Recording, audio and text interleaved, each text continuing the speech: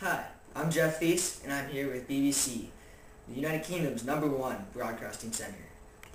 Hi, I'm Austin and I'm going to give a brief overview of the United Kingdom's 20th century events. From 1914 to 1918, Britain participated in the First World War. World War I was started off by the assassination of the heir to the Austro-Hungarian throne, Archduke Franz Ferdinand in Bosnia. The Austrians blamed Serbia and declared war on Serbia, and within weeks almost all of Europe went to war. Russia was allied with Serbia, Germany to Austria, France to Russia, and Britain to France. 750,000 Britons died in the next 4 years of trench warfare. In 1916, the Battle of Somme occurred, in which 19,000 British troops were killed on the first day. And only in 1918, the Allies began to make advances, with the Americans entering the war. Better battle plans and better weapons like the tank, poison gas, and the aircraft helped the Allies finally end the war. After World War I and its catastrophic effects, Britain was to enter an era of social change, economic recession, and a large scale of unemployment. The issue of votes for women was brought up shortly after World War I ended. Women had to play their part in the factories, and the movement started by Mrs. Pankhurst led to a limited voting franchise for women in 1918 and full equality with men in 1928.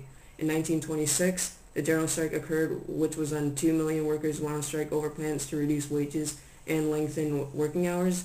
And the general strike itself failed, but trade unions realized that the process of winning the ballot box would give them real power to change the country. And in the 1930s, Britain focused on the continuation of high unemployment, and in 1936 there was a shock of the abdication of Edward, who wanted to marry an American divorcee. In 1939, Britain entered World War II, which was started by the German invasion of Poland, and the British Army in Europe soon lost to the Germans, who quickly conquered most of continental Europe.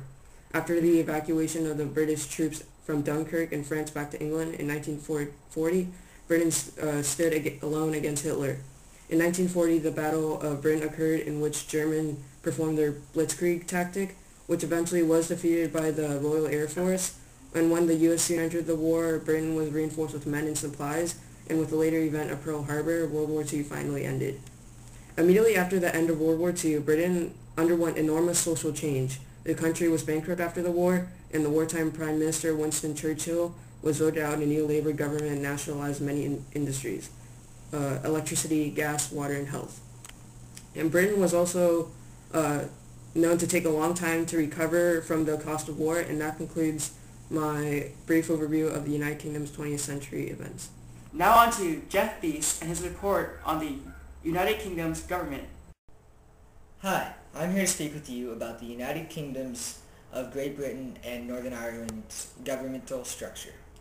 The governmental structure that is currently in place in the United Kingdom is that of a constitutional monarchy and a Commonwealth realm. A constitutional monarchy has a king or queen that is the honorary head of state, and a parliament that holds the right to pass and make legislation. The parliament is elected except for the cabinet. The cabinet is a group of people that is hand-picked by the prime minister. The prime minister is the acting head of state that is elected or chosen by a party. The current prime minister in the United Kingdom is David Cameron, and the current queen is Queen Elizabeth II. A Commonwealth realm is that of a queen being the monarch in the constitutional monarchy. There are two houses in the parliament, and that is the House of Commons, which is elected people, and the House of Lords. And the House of Lords is an inherited position. And now I'll be talking about the United Kingdom's economic strengths and weaknesses. The United Kingdom is known to be one of the world's leading economies and is well placed to benefit from the global economic recovery. According to the World Bank, the United Kingdom's GDP is currently $2,175 billion, or 3.51% of the world's economy. A major economic strength of the United Kingdom is that it provides a unique gateway of international connections, which attracts many global businesses. The United Kingdom is also one of the most open economies in the world, welcoming trade and investment from overseas, including from sovereign wealth funds. Due to the UK's most dynamic and flexible labor markets, the UK is the easiest place in Europe to set up and run a business. The UK is also a world leader in innovation, ranking only second to the US, and has received more Nobel Peace Prizes than any other country besides the United States.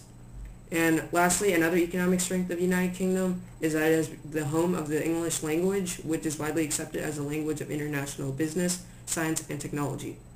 As for the economic weaknesses of the UK has been known to be too dependent of services in general and servicing of debt in particular. Neo-labor has also been seen as the economic weakness of the United Kingdom, and that concludes my overview of the United Kingdom's economic strengths and weaknesses. And now we go to Nick Tran with the weather. Hello, and today's 5 weather forecast.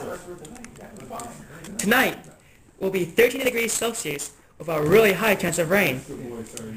On Monday, there will be a high of 19 degrees and a low of 12 degrees, and like today, there will be a chance of rain.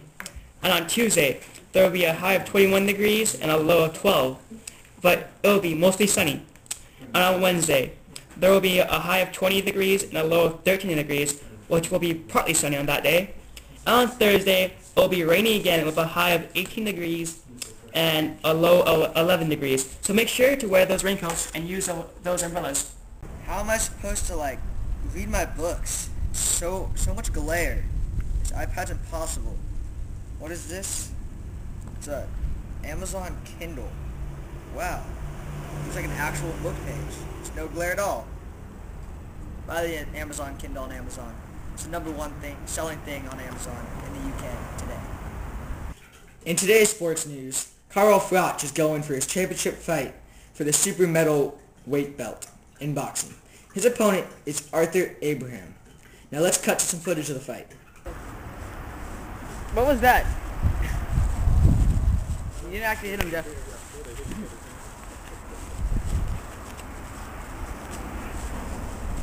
Scott, where's your phone? You have more epic fights in the show. Yeah. Oh! Now we're with our boxer, Carl Froch. What was your game plan going into the fight? I just had to ball my head a bit. It's not fighting, it's boxing. Just had to use my jab every now and then. Yeah, that's about it. I'm in business and yeah, that's it. How does it feel? I feel rocked. The guy's a really good fighter, but I'm in business, like I said, and yeah, this is my son Rocco. Yeah, he's only 5 months old. This is for you. Introducing the Wii Fit, coming to all video game stores in the UK.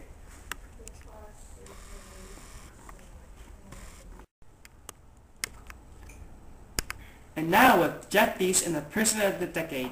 Hi, I'm here to talk about the Person of the Decade in the United Kingdom from 2000 to 2010. Our choice is Tony Blair. He was the longest-serving Prime Minister of the Labour Party. He served as British Prime Minister from 1997 until 2007.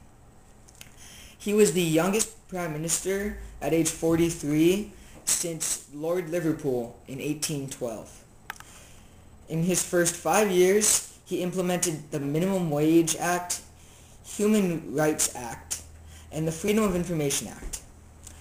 The Minimum Wage Act was set at £5.93. This is equivalent to $9.63 in the US dollars.